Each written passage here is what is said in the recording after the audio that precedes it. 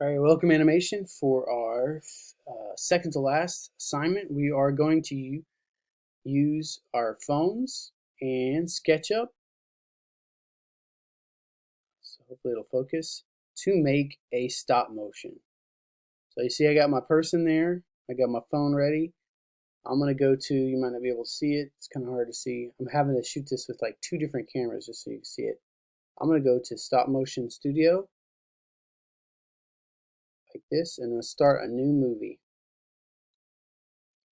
And then remember to start adding pictures to the movie. We're going to do this. And this is just so I can show you. So there I am. Oh, wow, where am I at? So I got to do this in a way that you can see it and I can take a picture of it. Okay. Let's see, can I do this? There you go. All right, so you see, moving a little bit. I have my person on the screen. It would be very, very helpful if you had some way to hold the you can focus with your finger on the app. It'd be very helpful if you had a way to hold this like a tripod or something. I know a lot of people are not going to have a tripod. If you could stack something up underneath it to hold it, or I don't know, a clamp or something. I don't know. Another way you could do it is have your laptop laying down and then shooting it like this if you had a way to do that. But I'm going to show you how to do it without doing all that. Here's my person. It is in focus. It's not in focus on the camera. It's not in focus on the camera I'm shooting with. But basically, you're going to go through. There it is. I'm going to take a photo. Let me zoom it out a little bit. There it goes. I made a little clicking noise. And then what you're going to do is you're going to move this. It's very hard for me to do, holding all this stuff. I'm going to move this, and I'm going to move my, it's hard to see. I'm going to move this, maybe just a little bit, like he's driving his motorcycle. Oops, click. There it goes. And I'm going to come back. Now you're not going to want to move the camera this time. You're not going to want to move the camera you're taking pictures with. Also, you can slide this up right here, this little dot, and that's your onion skin. So you can see the onion skin here. So let's see, he's going forward. So there, I'm going to zoom out a little bit. And then I'm going to take another picture. Now, it's not as hard as it seems. It's really hard to film this and show you at the same time. But basically, you're going to do that, but about 150 times. And you're going to move it every time. So if I move my little person here again a little bit, I'll take another photo, move it, another photo, move it, another photo, and so on and so forth like that. And I don't care if this what has happened here is I've grouped these two together with the arrow button. So if I click the arrow, and I'll ungroup it so you can see it. So I hit explode. So this is the person and then the motorcycle that I downloaded. Oops. Autofocus. There it goes. It's the oh, come on. The person and then the motorcycle, but I press shift and then I can put them together like this and then right click. Oh, come on. This is a great camera.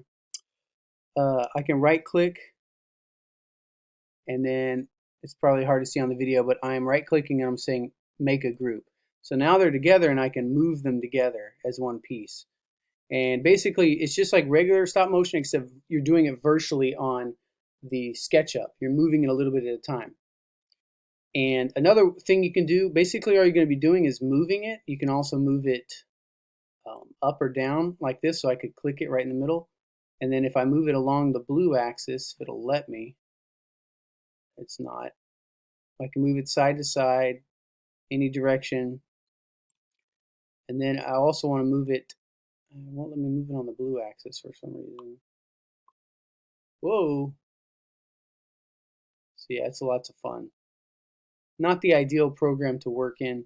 You could maybe click on the shoe and go up. No, it's still not letting me go up. It's only moving backwards.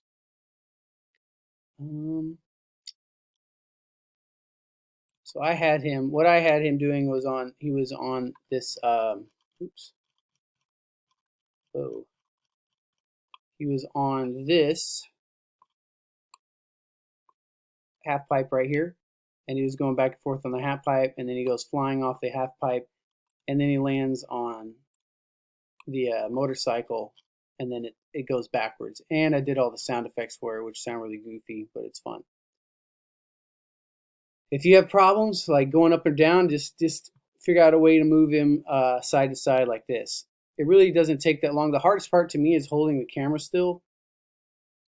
If you could just take a picture like this, if you had this thing that I'm using right here, this is like the projector camera that we had in the classroom, so it doesn't move. That'd be perfect if you had some way to do that, or maybe you could put a rubber band and hold your phone in one place so it doesn't move at all. And you notice I have it zoomed in to where you can't see any of the tools or anything. No matter what, you're probably going to end up having this box in there, unfortunately, because every time you move it, it makes that box, because this isn't made for animation really. So you can leave the box in there, it's fine. I did it on mine, no problem. But basically, you're just going to move it, take a picture, move it, take a picture. You can make it go off the screen like this, like it's driving away. And then when you play it, there'll be an example of this video that I made underneath this help video right here. But when you play it, it'll be one fluid animation. So once again, we're going for 150 frames. Any motion is fine. I mean, I try to make it look kind of realistic, not just people flying around in the air. But, oh, I forgot to mention, to rotate, you use the rotate tool, which is, it's not on the screen right now because you can't see it, but it is two arrows chasing each other. It's called the rotate tool. So if it's on the blue axis, if I click it once, that's the midpoint. If I click it again, that's where it rotates from. And then when I start moving, it rotates. If it's on the blue axis, let me autofocus again. If it's on the blue axis, it is a blue protractor, which means it's rotating about the z-axis, which means it spins around this way. If it is let's see, like this one is a green axis, that's actually on the background, if you can see it. If I do that, it's about the green. See the axis right there? It's going to rotate about that axis, which is I think the y-axis. And then the other one is red. If it shows red, it's going to rotate around the red axis.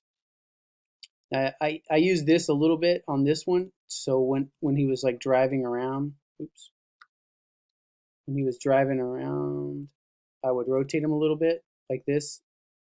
So a little bit at a time, so it looked like he was turning the motorcycle as he was driving or as he was falling onto the motorcycle. I also used it to make him fly through the air. I clicked on the actual person, and then see, you can twist the person around like this, like whoa, and take a picture, make it look like he's flipping like that over and over again. Sorry about the focus. So like that, I could take a picture and make it look like it's flipping. You'll see in the video that I made, it's only 20 seconds long because it is 150 frames. Sorry, what is it? It's 15 frames per second. No, it's 10 seconds long. It's 150 frames. So 15 frames per second, and it's 10 seconds long. So please let me know if you have any questions. I know it's a lot, but it's only 150 frames. I'm totally going to be pretty lenient on how it looks because I know everybody's working with what they got at home. So let me know if you have any questions. I got Zoom still, and keep the questions coming. I like answering questions, so thank you very much.